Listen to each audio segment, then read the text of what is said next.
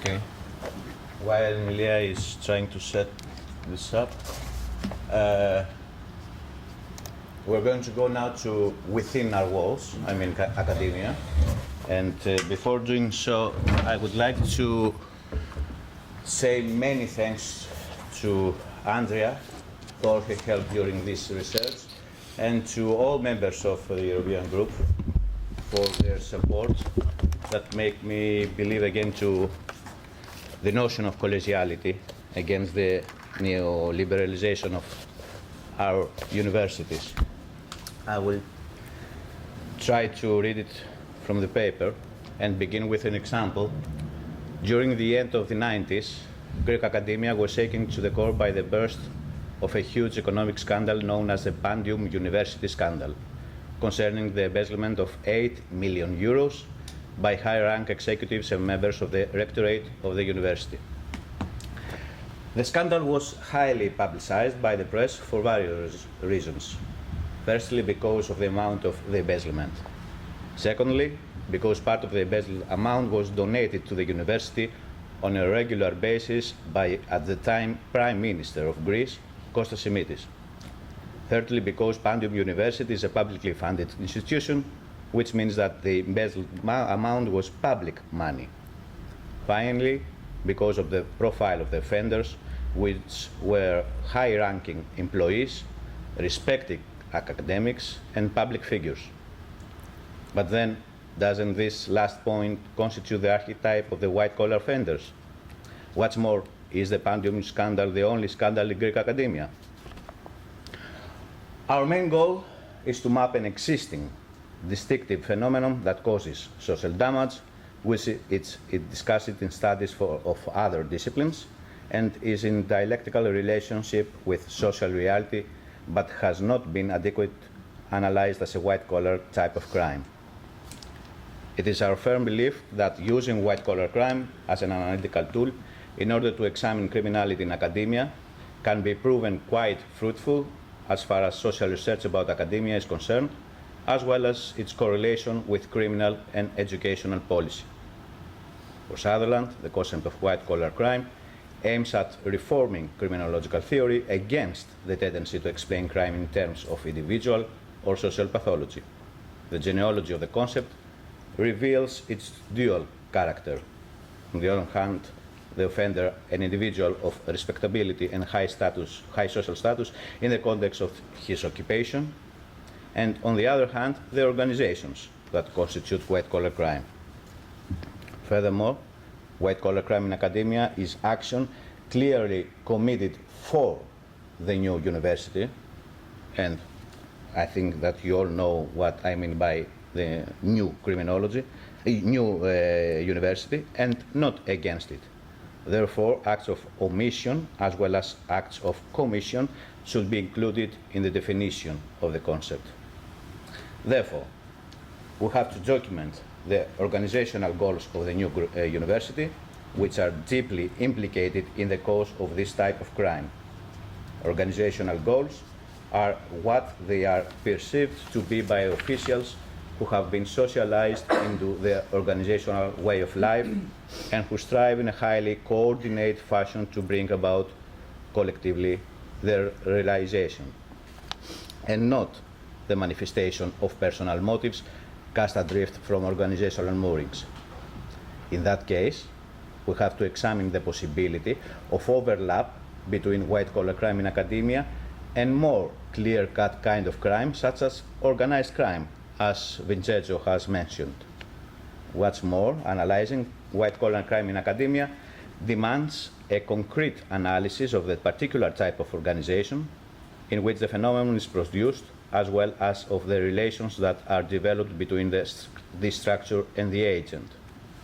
For the root causes of this criminality lie more fully in a political economy that places the accumulation of advantage by the rich and powerful above the needs of the average citizen. The press for profits and power is the criminogenic force at the heart of upper world lawlessness. Therefore, it is necessary to look at consideration of class, political, and organizational interests.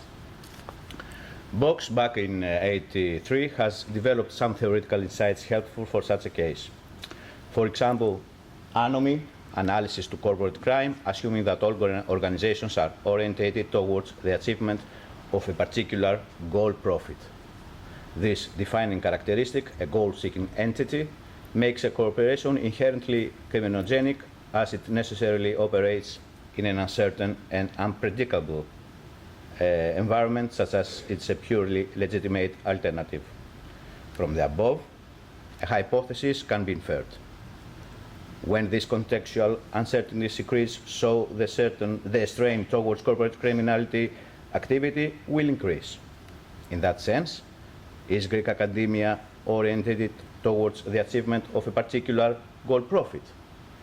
Is contemporary Greece characterized by uncertainty and unpredictability, such as purely legitimate opportunities for goal achievement and are limited and constrained?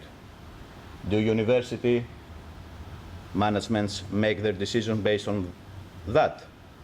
Is Greek academia characterized by a metaphysical pathos of godfatherism, according to Needleton and Needleman? That is the context in which higher placed administrative employees achieve power on a frequent basis and therefore feel less limited, which in turn render them immune to many of the sections that constrain and punish the less successful, while the subordinates find it hard to refuse cooperation in illegal activities. Our question should not be limited only to academia, but also to the attitude that Greek state has towards white-collar crime in Greek academia. Could the control of white-collar crime play a part in its causation? In this case, is it plausible to assume that the Ministry of Education, the Greek Ministry of Education, and the mechanism of control actually produce and reproduce white-collar crime in Greek academia? Does the very function of criminal justice dealing with this phenomenon play a vital part in the history of corporate legislation enforcement, a history of penalizing the small fish whilst letting the big one to escape? Now let's go to the Greek academia, a small scheme of my own. We are attempting to alter the DNA of Greek universities, was the expression used by the former Ministry of Education, Anna Diamantopoulou, in one of her declarations regarding the intentions of the ministry to introduce the new law that passed in 2011, governing higher education. Even though the new law rendered deregulation and neoliberalization of Greek academia official, such practices had already taken place during the 90s, as they were introduced by the Bologna Agreement in 1999, and some of these changes took place even earlier than that. The creation of research units, for example, which took place in the first half of the 90s, was a first and fundamental step towards neoliberalization and deregulation, as they function like private bodies that manage public money with minimum control by the state, as mentioned above. Before that, Greek higher education has followed a path of liberalization with the law of 1982, which put an end to the aristocratic slavery, as I called it, in which few agreeable to the political elite power, as well as certain members of the elite, held seats in the university until their retirement, while the students and the research staff could be released only if decided the master, in order later on to assume the latter's post. The sociopolitical change of the 1980s resulted in the law of 1982, Law of Higher Education, based on the democratization of academia, that brought about a new structure in Greek university. Its main characteristic was democratic participation in administration by all groups, academic, research, administrative staff, and students, although the establishment of small feudalisms characterized by the respect in age, years of work, and ranking remained. During the following years, especially during the 90s and the 2000s, Greek academia was influenced by the capitalist domination of the markets. the government policies of higher education have promoted greater market responsiveness and increasing openness to alternative financing mechanisms. The aim was to enhance corporate role in a determined effort to harness knowledge to wealth creation, according to Andrea. In this framework, market terminology was rendered a guiding principle for the function of Greek university. One of the terms often used was, and still, is performativity. In this performance culture, deprofessionalization enters the discourse, as well as the loss of critical thought, while at the same time, high-ranking academic staff who carry out managerial work have simulations of control over statutory performance management systems, as well as an increasingly variegated pay structure. Another popular term is outsourcing. Private sector involvement in educational services in Greek academia includes selling services to educational institutions, such as cleaning, catering, security, etc. In this way, public money for the public Greek academia undergoes transformation into private capital once the contract is signed and delivered to their deliver the services. Another guiding principle is the need for members of academic community to go through a normalization process evident from the homogenized processes of evaluation both of students and academic staff. In reality, it is a process that adapts people's subjectivities to the shifting shapes of mantra of market demands and the generation of consumerist ethos in university campuses. Arguably, genuine creativity had been the greatest victim of new regulation, as more rule-bound and quota-driven forms of competitiveness are superimposed on an already competitive profession. It would appear that universities have become enterprises to be managed by business principles, not by collegiality. The bottom line of all the above is summed up in the concept of managerialism and managerial ethics that have gained ground in Greek academia, concepts that describe the anti-professional, anti-intellectual values that all have destroyed Humboldt's vision for the university. A project that pressures the university sector to train future employees with minimum professional rights, easily exploitable in labor market rather than generally creative and well-rounded citizens. The irony is that this managerial activity becomes self-validating and legitimizing, since it is grounded on the fact that it has no subtractive outputs beyond its own frame of reference. This inability to provide evidence of its own success leads to an attempt to make everything part of its frame.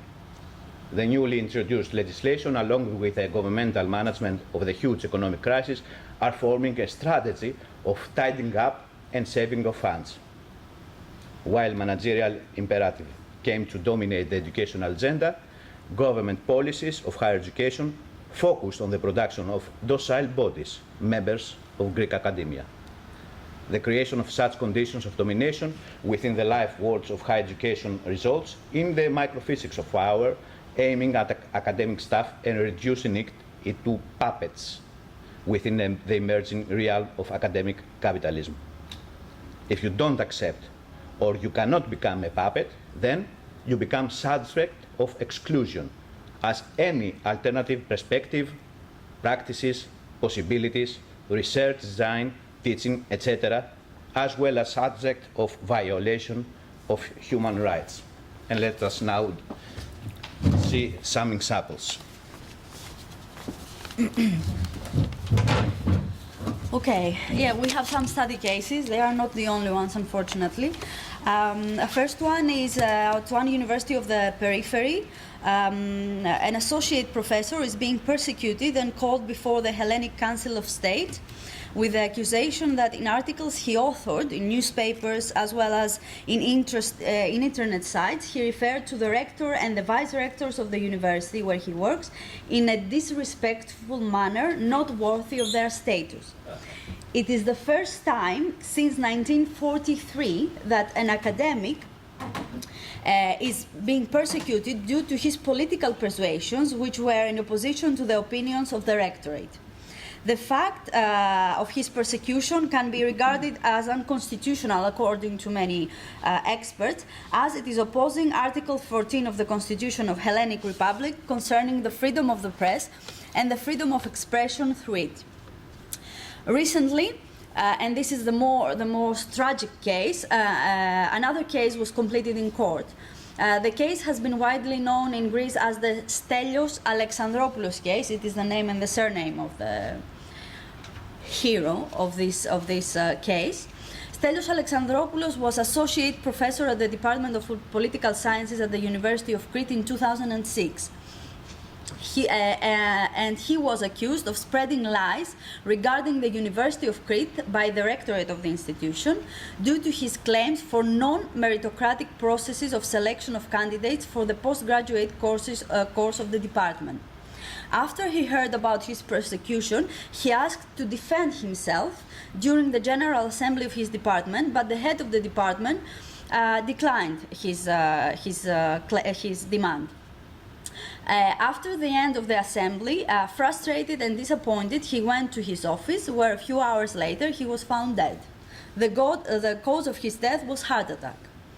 A couple of years ago, another case had shaken the Greek academia. It was the case of another associate professor who has been accused of a extreme right-wing party, Laos, not Golden Dawn. Many of those people have moved now to Golden Dawn. And she was accused of having nationally suspicious research activities. She lost her job because the General Secretary of the Ministry of Education had accepted the petition of her co-candidate. The other case is, most of you already know, is the case of Stratos, where he, at the time, he was also president of the local association of the teaching and researching staff of the University of the Aegean. Stratos was up for promotion in the position of associate professor, having fulfilled all the criteria required by the law governing the Greek higher education, but his application was turned down. And according to the minutes of the session, the reasons for his for the turning down the application is firstly that he is very young, and secondly that part of his work has been published by a publishing house of leftist orientation, and thus, because it is of leftist orientation, it means that it is not an academic publishing house. For the record, I want to note here that the specific publishing house has translated and published works by Marx, Feuerbach, Hobson, Harvey, etc. Therefore, it's not an academic publishing house. Two things have to be noted here, of course. Firstly, that Stratos has repeatedly been in conflict with the university's authorities regarding the consequences of the new university legislation. And that also in January 2011, as a representative of his department in the research committee of the university, he exposed the issue of the huge bonuses that a few high-ranking employees of the university receive, whilst at the same time staff is being underpaid and laid off because of the austerity measures. One of the members of the electoral committee actually was the receiver of these bonuses.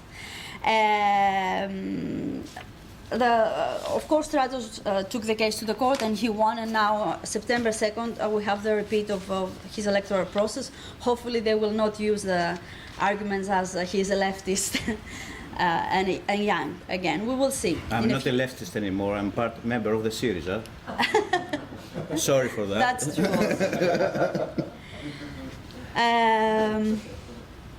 Okay, as opposed to those cases that I just discussed, high-ranking academic staff who decide to execute faithfully the principles of the neoliberal development of Greek university replace the concept of common good and the state's responsibility for public welfare with a monadic vision of an entrepreneurial individual whose sole mission and determination is to aim to succeed within increasingly competitive markets. In the name of personal benefits, the so-called autonomy of Greek university is interpreted as immunity from committing financial crimes. This kind of property offense may take the form of misappropriating intellectual property as well as plagiarism, which according to Heron and Shisher and Shields is equivalent to theft. An example from one of the biggest universities of southern Greece concerning the intellectual theft of a PhD student's work by her supervisor support this claim. The case went to court in 2004 and is still going on, since intellectual theft was only one of the aspects of the dispute. The other aspect was money embezzlement, as according to court, individuals from the family environment of the above-mentioned professor embezzled the salaries from the scholarship of the PhD student.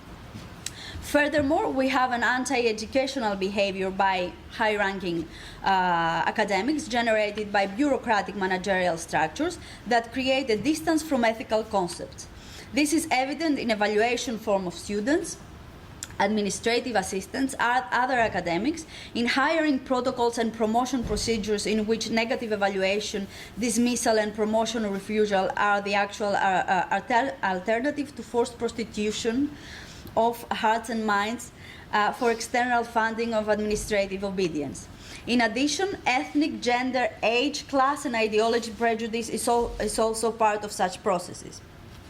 Alexandropoulos' case, for example, illustrates just that. According to his claims, the students that were selected for the postgraduate program of his department were either students with friends in high places or students who were members of the two largest student political factions, the one that belongs to New Democracy and the other to the so-called Socialist Party PASOK, which were both parties of the coalition government, the previous coalition government. Apart from the above-mentioned examples that support this assumption, another case from one of the universities already mentioned above can be also used in this context.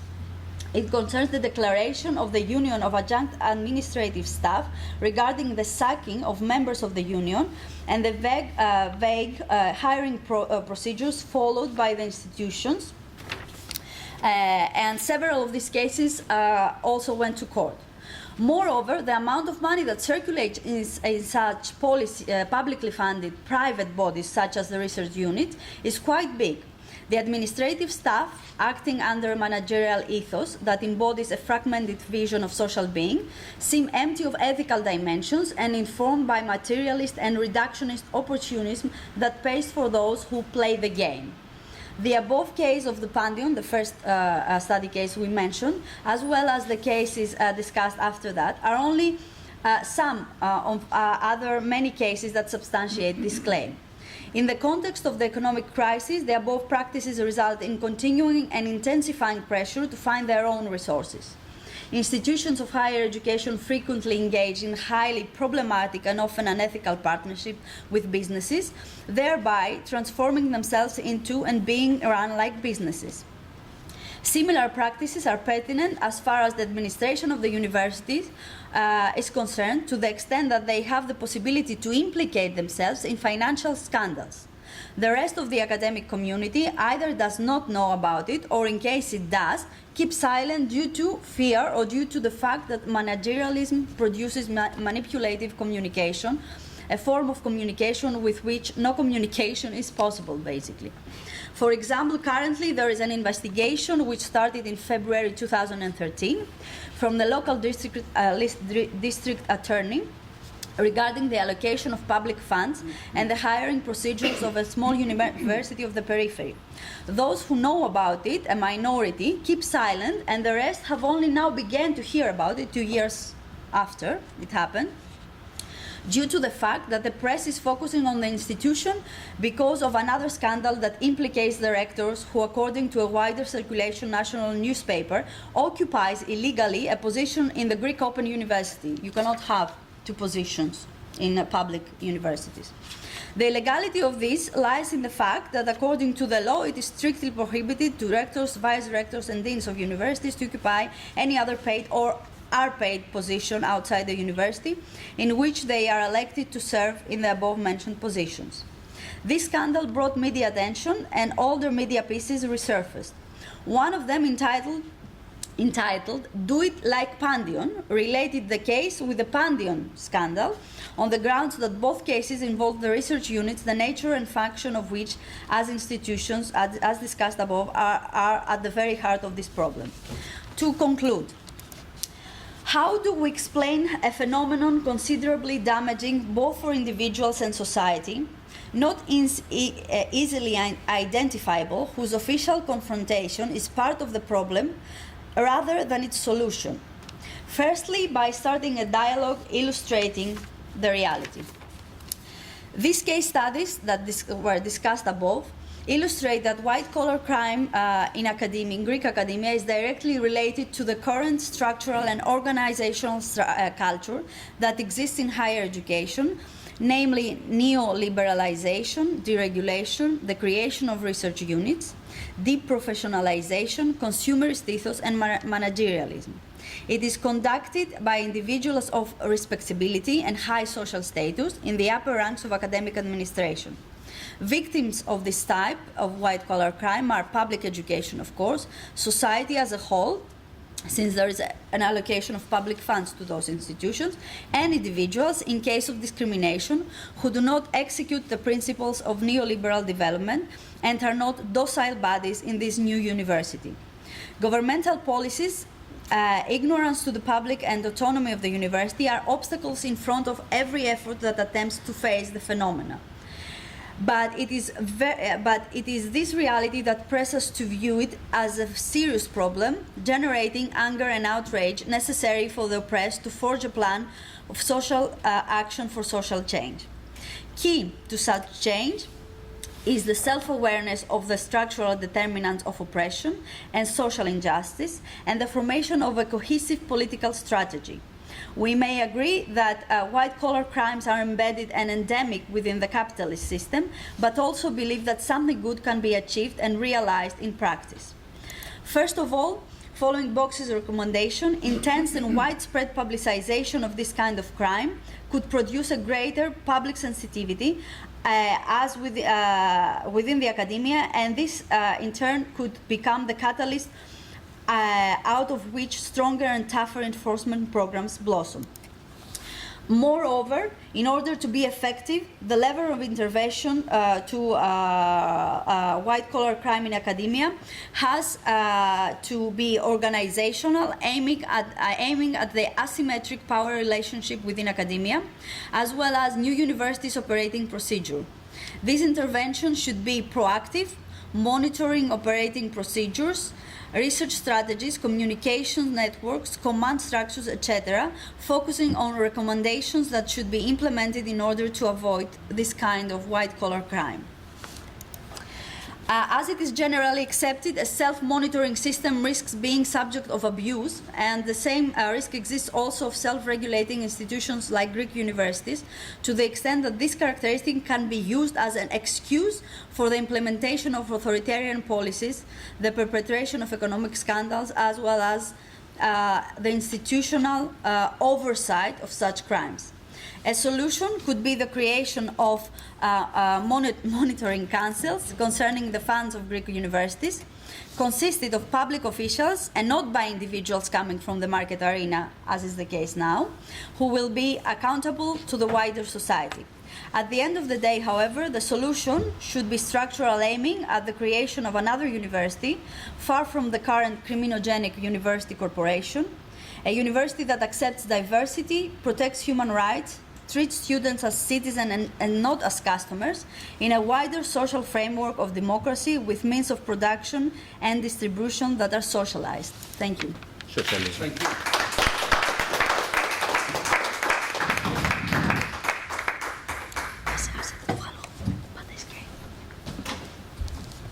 Just very briefly, you mentioned the professor who was found dead in his office. Yeah.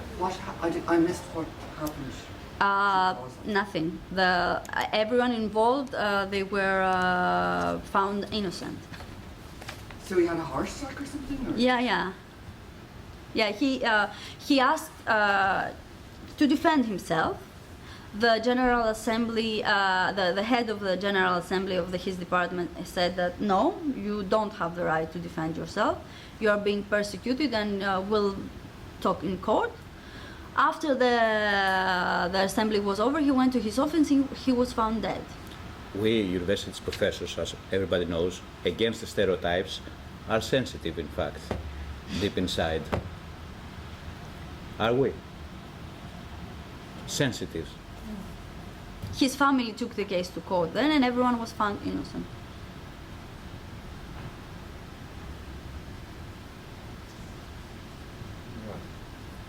Sorry. Yeah, I was just Sorry.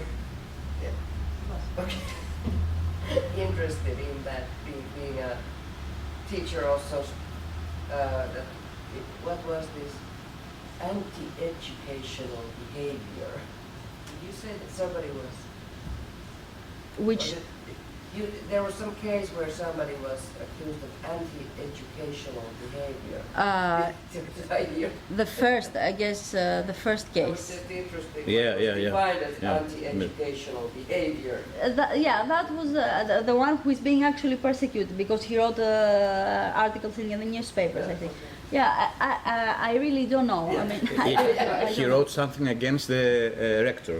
Okay. So the rector condemns him as anti-educational professor. Yeah. Interesting concept. Just, yeah. I can't say I enjoyed your presence here because it's too much for my part. I'm luckily, as you know, out of the shit from Monday on. That was my way of protecting myself. What I liked a lot was how you underlined the importance of managerial non-speak or unspeak, because I found that on a day-to-day basis really problematic to see how also colleagues of mine started, sometimes maybe non-reflexively, to use, because it's so overpowering, the language of the enemy basically. Yeah. And I think that can be psychologically, emotionally extremely damaging, Yeah. as you said, on your sensitive souls. And for me, it's a form of state corporate crime. Yeah. Yeah. Yeah, exactly. I don't want to say No, that you're we right. should debate about the No, you're right, because concept. we want to revisit this article through the concept of state corporate crime, because I found it better than white-collar crime, but I want feedback from you if this is the right, term to take or not. But you're right, the most difficult thing is silence. When I was in the research unit and I found out the bonuses that one or two academics took, we're talking about thousands of euros. No, tens of thousands. Tens of thousands of euros, while they were sacking people. The same people, they were sacking And, people, and they were getting and- bonuses on top of their Yeah, and salaries. I went to them, the people who were sacked, and I gave them all the hardcore copies of the proof, and said, don't bother me. Even though these people, the silence is the worst thing in this case. That's why we have to speak out loudly in this case, for these cases. Of course, whoever speaks about it risks of damaging her career, of being unemployed. Yeah, because when I said that, they said to me, now you learn your lesson, and you have to wait some years. Don't go to the court, Stratos, and when you get old, you'll do the same thing. This is academia. And I told them, no, I will go to court. Even though I had to wait for 5 years, that's how long it took to me to win the case, but I will go. For me, it was never promotion possible, but what does it mean in such a place? Yeah, No, right. the thing is that it's not about you. It's about showing to the others that even though if you stand up, it doesn't mean that you will definitely lose. That was the only reason that Stratos took it to court, and that was the only reason that the case of the anti-education. He said that I'm not going, because they told him that if you ask, if you go to the same newspaper and write an apologetic piece, then we will withdraw the, the case. But he said no, let's take it to the court. I don't, because he said I am not referring to you as a person. I'm referring to you as an institution, the rector of a university. It's not personal, so I'm not going to do it. And I'm pretty sure that he will win the case because it's very, the constitution still, it's protecting freedom of speech in Greece. So he will win. But of course, you can imagine what he's going through all those years. Because in Greece, there's another thing. I mean, cases go on for years and years and years. Yes. Where's your case at now? I'm again the same point. In this September 2nd, I have my procedure of promotion again with the same people, but they cannot use now the words young and leftists. So they have to speak, in academic terms, because last time they couldn't speak at all. So are you alleging discrimination? Is that the key thing, or? Yeah. Okay. And do you have a union at the university? I'm the president of the union. That's why I was in a conflict with the rector, and that Created this whole situation. No, the union doesn't support him, however. Oh, Yeah. I mean, you mean the union of all universities? Yeah. Yeah. they don't? No. No. They're afraid. Everyone is afraid. Sorry, Lisa. Yeah, just in light of what you just said, how realistic do you think that these monitoring councilings that you're proposing can take place?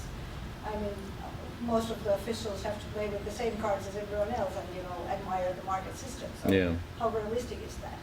Well, I'm thinking of something like elected councils Yeah? from the prefecture or the municipality that is the base of the university, so that people living in the area want to check, control how the university offers anything to the society, the local society. That's an idea.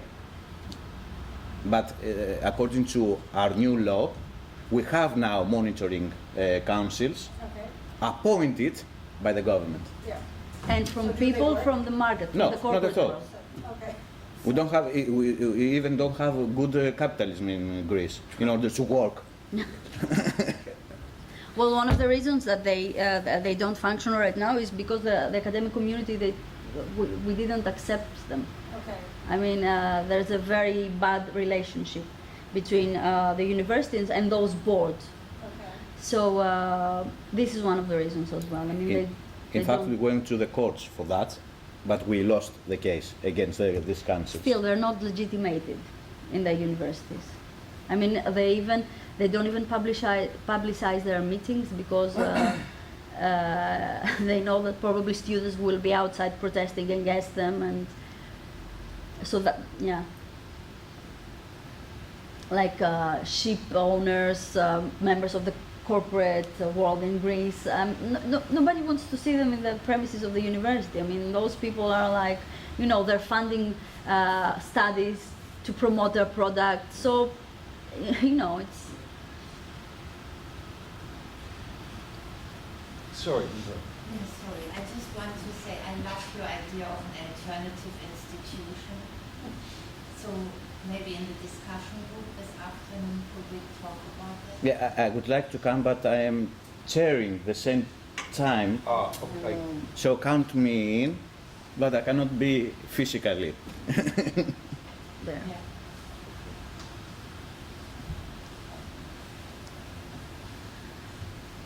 I was going to ask. Sorry, No, go ahead. I was going to. You just mentioned students for the first time, I think. Mm-hmm. So I was wondering, as you were speaking. Okay, so where are the sources of resistance, right? And one constituency might be some kinds of students. Where are the students in this story that you tell? They are involved. Yeah. They are involved. In many of those cases, students actually were the only ones that Yeah. were very vocal. However, I mean, okay, the student movement in Greece, it's not as it used to be. Every year we have student elections. Yeah. Every year there's 50%. The first, party in these elections is the Conservative Party. Okay. Students. Conservative students. Yeah. Exactly. Okay, that's the answer. Thank you. And of course, you can imagine what will happen now after this left government fiasco. I think that students will become even more conservative because there was hope that something will change. And now with Prime Minister X, actually, because he resigned yesterday, so that we'll have elections on the 20th. He's the new advocate of TINA doctrine. So basically, I think that for the student movement, unless they see it in a different way and they say, okay, if they cannot change the world, let's try to do it. I don't know. But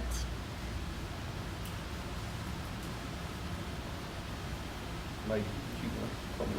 Okay, one book that's coming to mind is George Richard, The McDonaldization of Society. Let me. yeah, I know. Anybody else who's free to comment? I think the first I know. edition, like McDonald's fast food, I think it was in the early 90s he argued that the principles that underlie McDonald's were coming to underlie other major social institutions. And he wrote about the health system in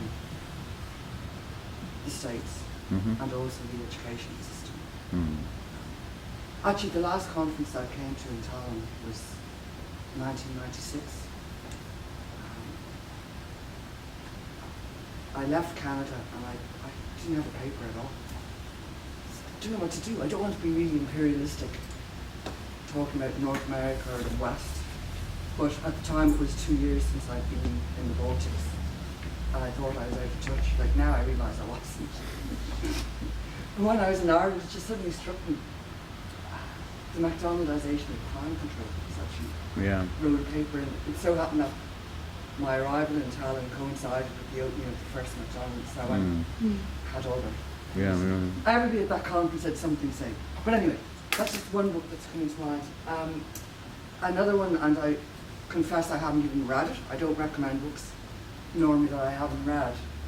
But I heard the woman interviewed, being Jane Jacobs, was an American who came to live in Toronto. I think she was perhaps best known in the 1960s, early 70s, a book, The Rise and Decline of American Cities. Decline. When she came to Toronto, she was very active in urban politics / justice. But one of her last books was called something like Dark Age Coming. I could have the title slightly wrong. I heard her I'll interview. search it. Part of it was about universities and how within a generation universities had shifted.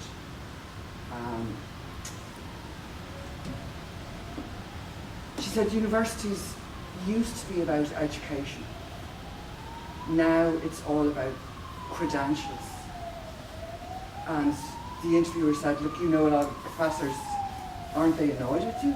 She said, no, they're totally supportive. And I'm there going, yeah, this isn't what I thought I was signing up for. Like this McDonaldization thing, making everything more predictable. One small example of that, at least at my university, is we used to have a lot of full year courses from September through to April. With that, even in a class of say 90 students, there was some hope of getting to know those people. There was better opportunity, I think, or I'd argue, to give them assignments that required deep Critical thought. thinking, going and doing research. Now we have this kind of cookie cutter system, 12-week courses. If you have a 12-week course, you can't wait till the end. Like with a full year course, I might give an assignment November, February, April. Now it's the first 6 weeks of class. It's like, I've got to cover enough material to have a midterm exam. I can't encourage students to ask questions because I have to cover enough material. So the first half tends to be very condensed, and I kind of lighten up a bit. I guess if there's a question here, it is, to what extent are you aware that what's happening in Greece is different to what's happening in other, at least perhaps North America, Britain, Australia, New Zealand. I can't speak for Argentina or whatever, but I do recall also Christie writing about this in one of his later books, Niels Christie. Mhm. So do you think Greece is different? And maybe we should be looking internationally? Yeah, that's an idea for the discussion group too, because we haven't covered that in this paper, but we want to. Well, It's it's, kind of an it's ongoing not narrative. really different. It's not really different because I think that the starting point of all this change is the Bologna Agreement. So, as far as Europe is concerned, at least not different.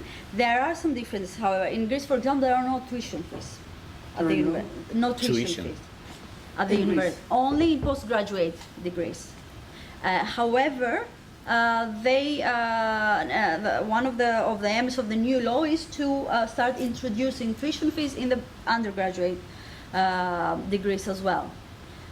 Also, the thing is that in Greece everything happened in a later stage. I mean, those reforms were introduced in other European countries earlier than they were in Greece. So perhaps that's the other difference. However, I think the Bologna Agreement is, it's a sweeping machine. I mean, Yeah. All this ECTS, all this quantification of the education, all these terms that we all started using, employable graduates, skillful graduates, all these things, I think they have started with the Bologna Agreement. Now you said the word employability, we're going to stop. That's really shit. I think you said that. Okay, look, thank you very much, and also for the previous presentation. Thanks a lot. Thank you. Thank you.